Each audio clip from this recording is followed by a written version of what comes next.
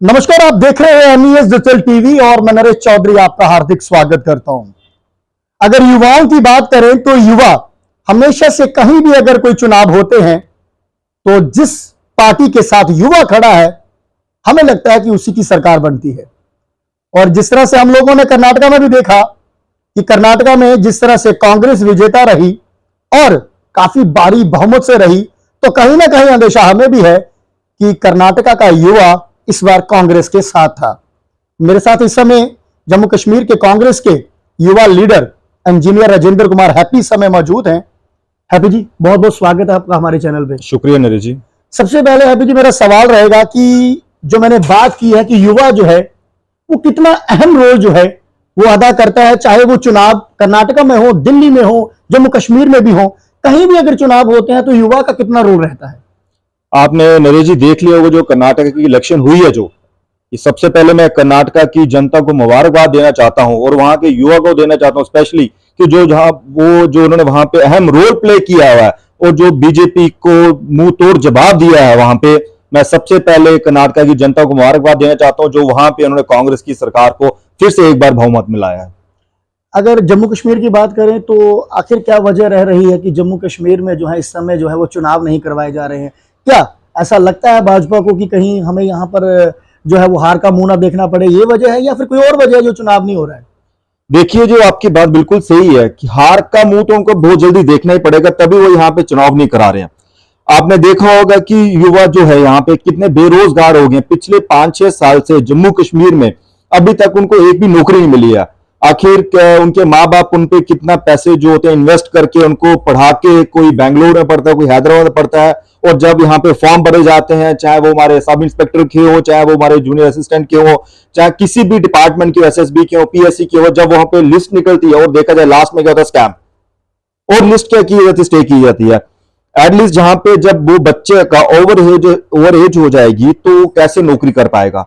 एक चीज तो ये होगी। दूसरी चीज इसके साथ साथ आपने देखा होगा यहाँ पे जो युवा है, आने वाले टाइम में यहाँ पे जो युवा है जम्मू कश्मीर में, यही बीजेपी को मुंह तोड़ जवाब देगा, क्योंकि बीजेपी ने जब 2014 में हमारे मोदी साहब ने बोला था कि मैं हर साल 2 करोड़ रोजगार दूंगा इंडिया के युवा को, और 2 करोड़ अभी 9 साल हो गए, 2 करोड़ इंटू 9 करोड़ तो 18 करोड़ बनते हैं। तो मेरे ख्याल में अभी तक 18,000 नौकरी पूरे हिंदुस्तान पे नहीं दी होगी मोदी साहब ने। तो आने वाले टाइम में जम्मू कश्मीर में बहुत जल्द बीजेपी को जवाब मिलने वाला है, इसीलिए यहां पे इलेक्शन डिले करा रहे हैं, क्योंकि इनको पता है कि हम आज के टाइम पे जम्मू कश्मीर में इलेक्शन करवा देंगे, हमारे को तो ये जो बहुत है ना 50 के पार क्या, ये तो 5 के पार भी नहीं जाएंगे। इनको बहुत जल्दी इनको निराशा हो जाएगी। इनको पता है कि आने वाले टाइम पे हमें जो हमारा यहाँ पे वोट बैंक है बिल्कुल खत्म हो चुका है।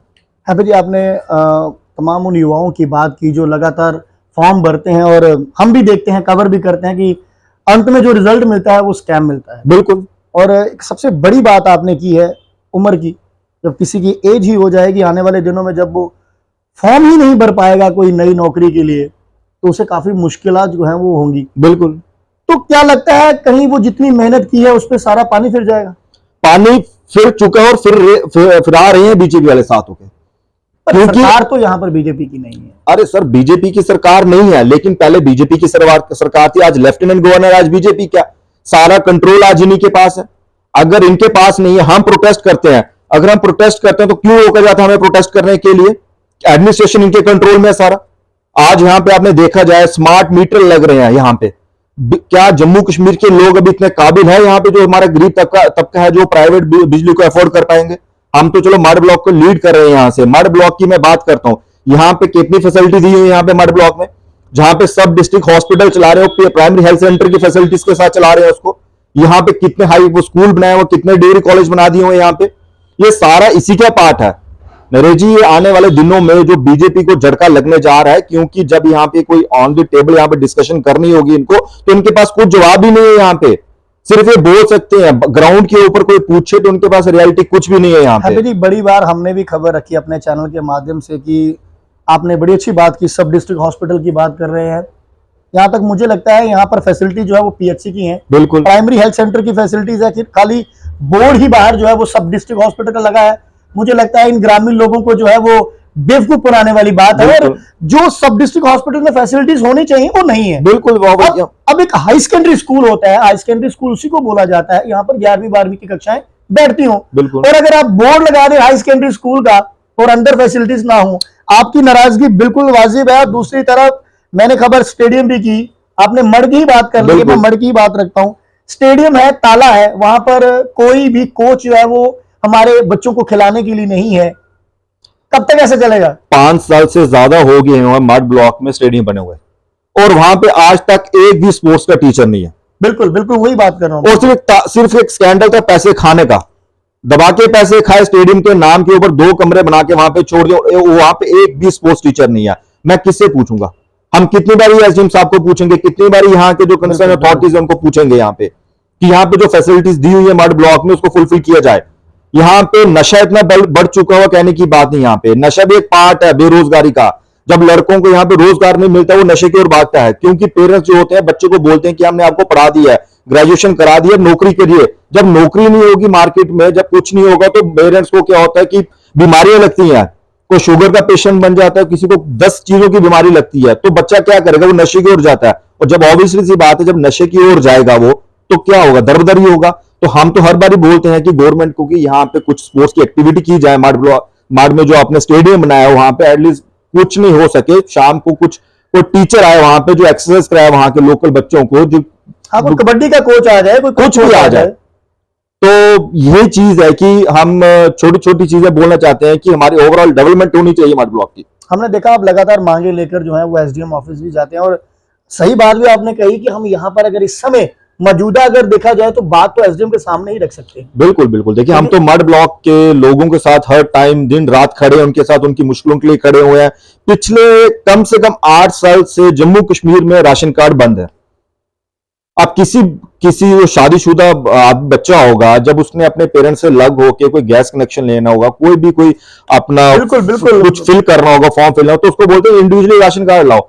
तो इंडिविजुअल जब उसका राशन कार्ड नहीं होगा तो वो क्या करेगा? सरकार की पॉलिसीज लेने के लिए भी जो है वो अलग राशन कार्ड मांगता है। बिल्कुल बिल्कुल बिल्कुल। तो छोटी छोटी चीजों के लिए हम अपने मड ब्लॉक के लोगों के साथ संघर्ष करते रहते हैं। यहाँ पे मड ब्लॉक में अभी तक मेरे ख्याल में पिछले 5-6 साल से कम भी 20 करोड़ से ज्यादा की लाइबिलिटी खड़ी है सरपंच और पंचिस की।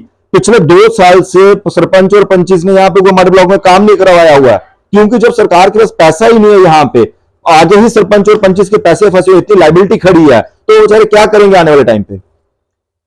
कल ही हमने अपने चैनल के ऊपर आपके पिताश्री पूर्व मंत्री मूलाराम जी का भी एक इंटरव्यू दिखाया था, जिसमें हमने बात की थी कि आने वाले दिनों में अगर जम्मू कश्मीर में चुनाव होते हैं तो वो मड से ही यहाँ से चुनाव जो है वो लड़ने की तैयारियां कर रहे हैं। आप उनके सुपुत्र हैं। मैं हैप्पी जी, मैं आपसे सवाल करता हूँ, मड का युवा आपके साथ खड़ा है?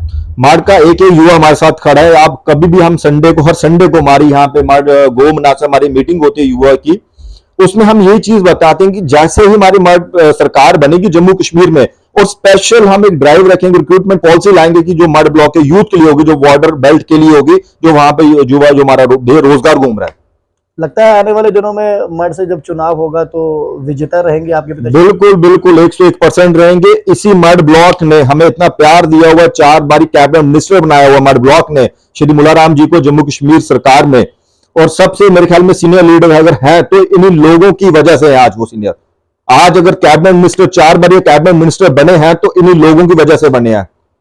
तो मैं मड ब्लॉक की जनता पे पूरा विश्वास जताता हूं कि जिन्होंने मड ब्लॉक से 4 बार मैं कैबिनेट मिनिस्टर बनाया श्री मुलाराम जी को। आने वाले दिनों में भी आप यही कहते हैं कि यहाँ से कांग्रेस जो है वो आने वाले चुनाव में सीट निकालेगी? बिल्कुल 101%। इवन यहां से नहीं, मड ब्लॉक से, मैं कह रहा हूं पूरे जम्मू कश्मीर से कांग्रेस की अच्छी रिश्ता होगी। कम से कम, ज्यादा नहीं, हम 50+ का टारगेट लेके चल रहे हैं पूरे जम्मू कश्मीर से कि कांग्रेस। कर्नाटका का रिजल्ट कहीं ना कहीं और प्रदेश में कभी भी चुनाव आता है, कर्नाटका के रिजल्ट के बाद असर पड़ेगा? आपके सामने एग्जाम्पल्स आना शुरू हो गए, रुझान आना शुरू हो गए। पहले आपने देखा होगा हिमाचल प्रदेश का रिजल्ट क्या आया था, उसके बाद आपने कर्नाटका देख लिया, और आने वाले दिनों में आप देखना कि हरियाणा भी कांग्रेस के हाथ में होगा।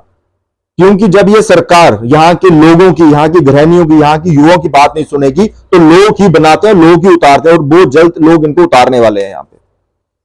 बहुत बहुत शुक्रिया हमसे। शुक्रिया नीरज।